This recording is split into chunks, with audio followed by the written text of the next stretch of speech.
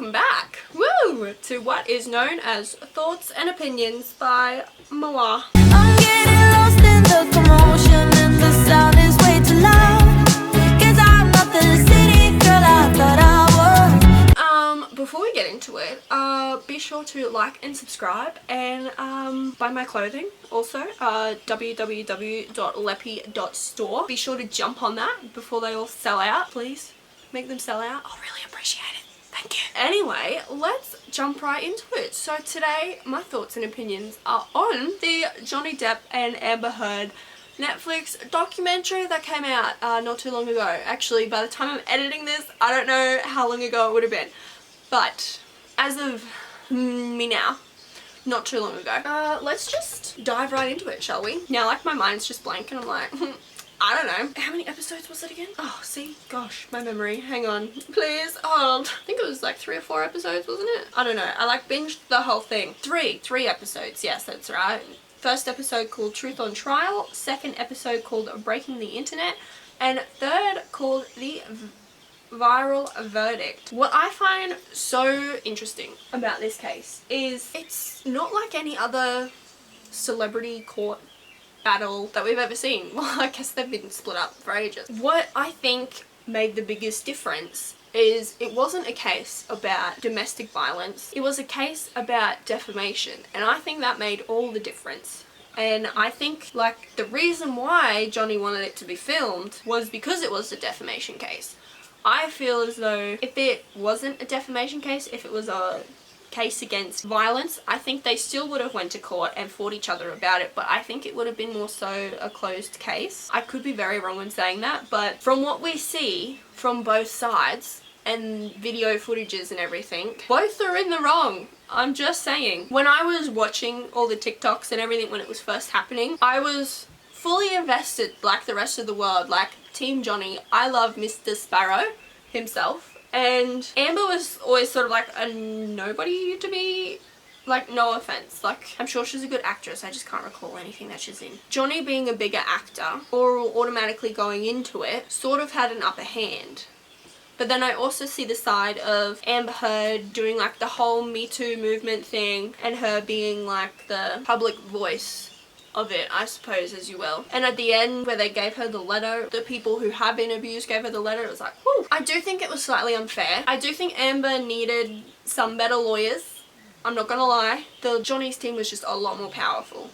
And they had it down to a pat, whereas Amber's lawyers were a bit like, I don't know, not up with the times, I guess. But anyway, I suppose let's just break it down episode per episode if I can. Yes, so in the Netflix documentary, they mention how they are choosing to do it in a different state, aka Fairfax, Virginia. And basically throughout mainly episodes 1 and 2, they deep dive into their relationship and everything that was mentioned.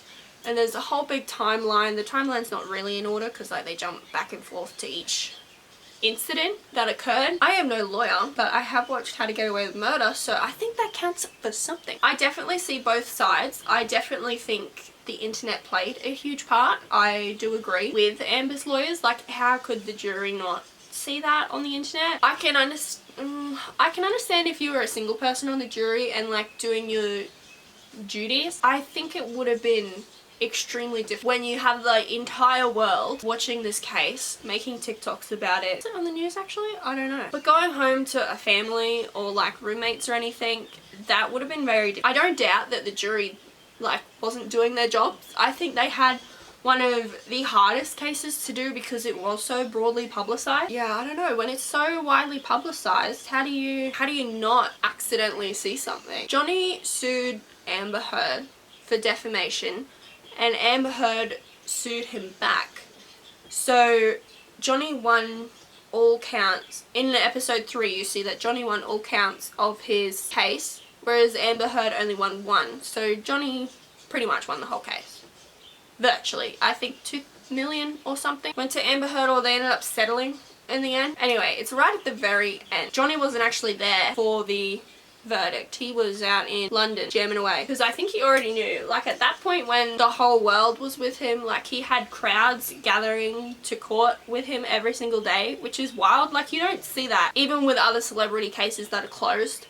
Like, you don't see people standing outside the courtroom supporting them. Defamation is the act of damaging the good reputation of someone, slander or... Which, yeah, like I said before, I think made all the difference.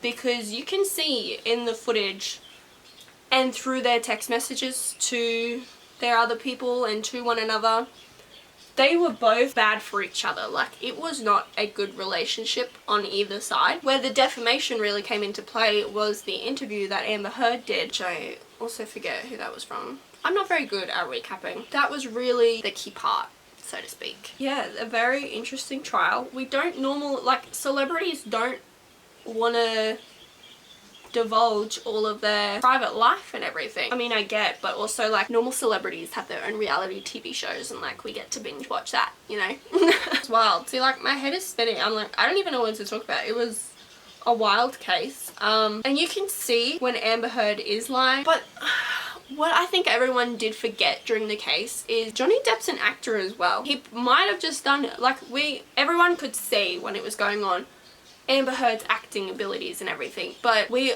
honestly don't know how much Johnny was telling the truth as well. He's been an actor for a lot longer. I don't know how I feel. At the time I was very on Johnny's side, but I'm not really on either. Like, I do think that they're both in the wrong, but I am also glad that Johnny Depp won.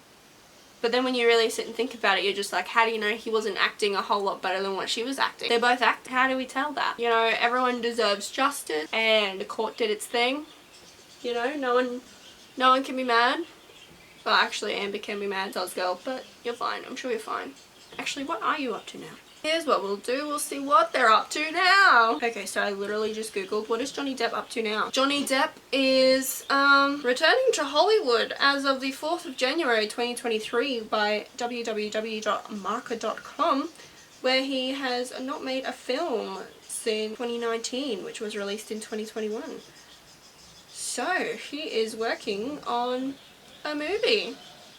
Good for you, Johnny, getting back in the biz, you know? If you would like to do another Pirates of the Caribbean, even though I know that you had a falling out with Disney and blah blah blah, and like Disney didn't want to work with you and everything, but like, do it for the people, Johnny, alright?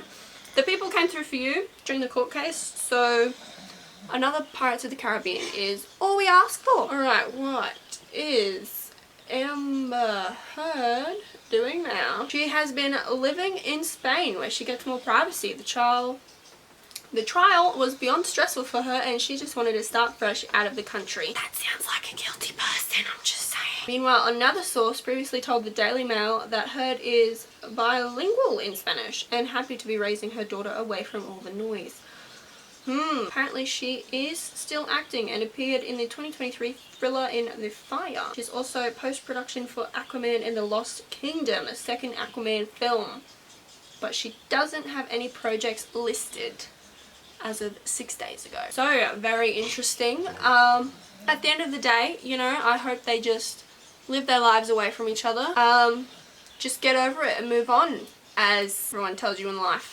You know? So yeah, that's basically all I have to say. I really mind blanked and didn't remember a whole lot, but there was just like so much to unpack, you know what I mean? Absolutely crazy. Anyway, guys, just don't be mean to one another is the lesson here, and stay out of each other's way. You know, if you're not meant to be, then just don't be. Yeah, so anyway, I hope they both live happy lives away from each other. I hope they're both happy and content with their lives and they don't sit there dwelling on it, because the case was now, what was it, 2021 I think the case was, or something like that. Anyway, it's been a while, you know, TikTok has moved on.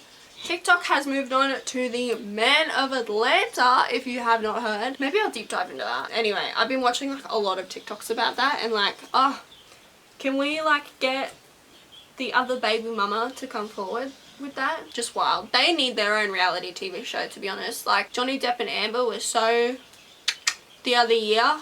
It's now about random man from Atlanta. Let's get that happening, Netflix. Any day would be great. Like, I'm fully invested. I'd like to be an executive producer if possible, you know. 7 baby mamas. Nick Cannon, watch out, you've got some competition. I'm getting sidetracked. Sidetrack, something like that. Anyway, till next time. See ya. Buenas noches. Small city thinking, I get why you left. Small-minded people